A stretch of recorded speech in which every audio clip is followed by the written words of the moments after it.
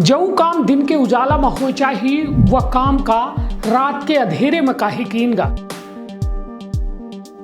आप छिपा है, आपने कहा कि विरोध के स्वर उठ रहे हैं तो प्रशासन एहतियातन कार्रवाई करेगा कि भाई अगर विरोध है।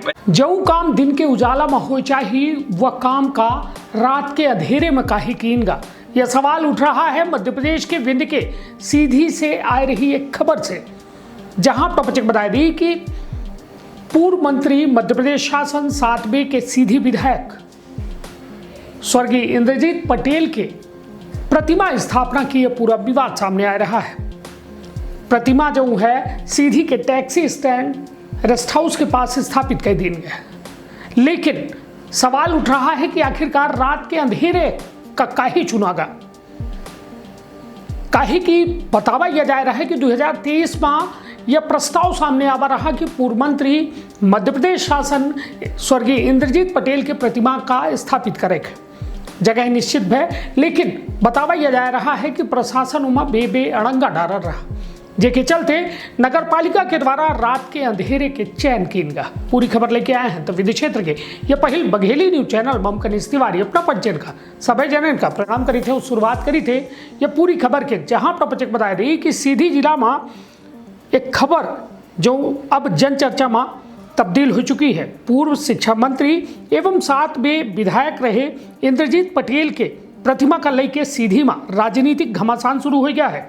रविवार देर रात समर्थकन के द्वारा प्रस्तावित स्थल पर प्रतिमा स्थापित कर दी गए, जेके बाद शहर के माहौल गर्म हो गया है। समर्थन और विरोध के बीच प्रशासन के द्वारा मौके पर भारी पुलिस बल तैनात कर दी गया है। जानकारी के अनुसार प्रतिमा स्थापना खातिर वर्ष 2023 में नगर पालिका परिषद का आवेदन दी गया रहा। नगर पालिका की बैठक में प्रस्ताव पारित हो चुका रहा, लेकिन प्रशासनिक मंजूरी और अनावरण की प्रक्रिया लंबे समय तक अटकी रही। समर्थकन के आरोप है कि लगातार मांग और प्रयासन के बावजूद निर्णय नहीं लिया गया, जिसके चलते जनभावना के सम्मान में प्रतिमा स्थापित करे के बड़ा कदम उठा बगा है। सोमवार सुबह प्रतिमा स्थापना की खबर फैलते है बड़ी संख्या में लोग स्थल पर पहुंचे लगे। समर्थकन के द्वारा एक जिला के लोकप्रिय राजनेता का श्रद्धांजलि बतावागा, जबकि विरोधी पक्ष के द्वारा बिना अंतिम अनुमति प्रतिमा स्थापना कर लेके सवाल खड़े कर दी गए।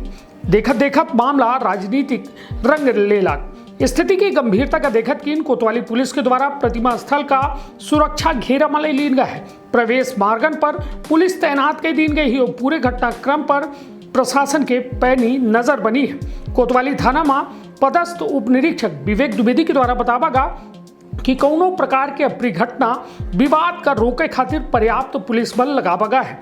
फिलहाल स्थिति नियंत्रण में है, कानून व्यवस्था पूरी तरह सामान्य बनी है।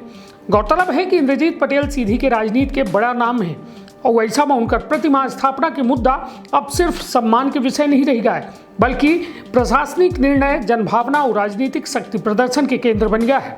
जिला की राजनीति में यह घटनाक्रम के दूरगामी असर देखे का मिल सका था और निश्चित तौर पर यह पूरे मामला में अपना एक बात बता दी कि सीधी कलेक्टर विकास मिश्रा के द्वारा एक आदेश जारी किया गया है, जो प्रतिबंधात्मक आदेश है।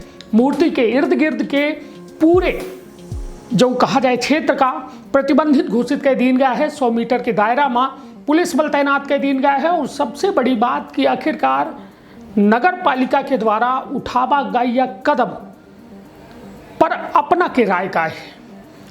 हम अपना का बयानों सुनाऊ जो कांग्रेस पार्टी से है, विनय सिंह परिहार उनका अपना जनता हैं, उनके द्वारा साफ तौर में कहा गया कि स्वर्गीय इंद्रजीत पटेल कोनो विवाद के विषय नहीं है, लेकिन आखिरकार विरोध को कह रहा है। हालांकि स्पष्ट रूप से यह बात सामने नहीं आ रही है, लेकिन सबसे बड़ी बात कि अबे हुआ सवाल जिंदा है कि जो काम दिन के उजाला में हो चाहिए आखिरकार रात के काहे कीनगा। तो सुनी बयान, रखब आपन अपने परिवार के बहुत ख्याल। धन्यवाद, प्रणाम। देखिए, स्वर्गीय इंद्रजीत कुमार जी 7 बार सीधी से विधायक थे, पूर्व मंत्री हैं। जिले, समाज, वंचित, शोषित, पीड़ित, दुखी, मजबूर, इन सब के लिए उनने बहुत काम किया है। रही बात उनके मूर्ति की स्थापना की, तो नगर पालिका परिषद जो स्वयं एक स्वशासी संस्था है, अगर वो रेजोल्यूशन पास करती है कि उसमें मूर्ति लगनी चाहिए, जितनी मेरी जानकारी है उसके हिसाब से उनकी मूर्ति लगना उचित है। तो फिर ये विवाद के स्वर क्यों मुखार हो रहा है? विवाद के बारे में मुझे कोई जानकारी नहीं, और विवाद इस पर किस बात का? नगर पालिका ने अगर वो मूर्ति वहां लगाई है तो वो मूर्ति लगनी चाहिए, उसके लिए वो डिजर्व करते हैं माननीय पूर्व मंत्री जी। तो आपके हिसाब से धारा 144 जो इस क्षेत्र में लगाई गई, उसका रीजन क्या हो सकता है? निश्चित रूप से जैसा आपके सवाल में ही इसका जवाब छिपा है। आपने कहा कि विरोध के स्वर उठ रहे हैं, तो प्रशासन एहतियातन कार्रवाई करेगा कि भाई अगर विरोध है, वैसे इसका विरोध होना नहीं चाहिए और मुझे नहीं लगता इस जिले के अंदर उसका कोई विरोध करेगा, लेकिन अगर विरोध है तो फिर दो पक्ष आमने सामने आकर के और अप्रिय स्थिति का सामना जिले को न करना पड़े, प्रशासन को न करना पड़े, इसे एहतियातन 1944 लगाई होगी जो फौरी कार्यवाही है। का अपना संतान के सुख से वंचित है। अब बहने संपर्क करी विंध्य क्षेत्र के विख्यात पहिल टेस्ट ट्यूब बेबी सेंटर से। महिला से संबंधित कोनो गंभीर समस्या के खातिर संपर्क करी प्रतिदिन पुराना तीर्थ मेमोरियल अस्पताल कुटेही रीवा। संपर्क कर सके थे 8821000416 पर या 0766235245 पर। डॉक्टर बीना मिश्रा स्त्री रोग एवं बांझपन विशेषज्ञ से प्रथम IVF क्लिनिक, IVF मौत तकनीकी, लेजर हैचिंग के उपयोग,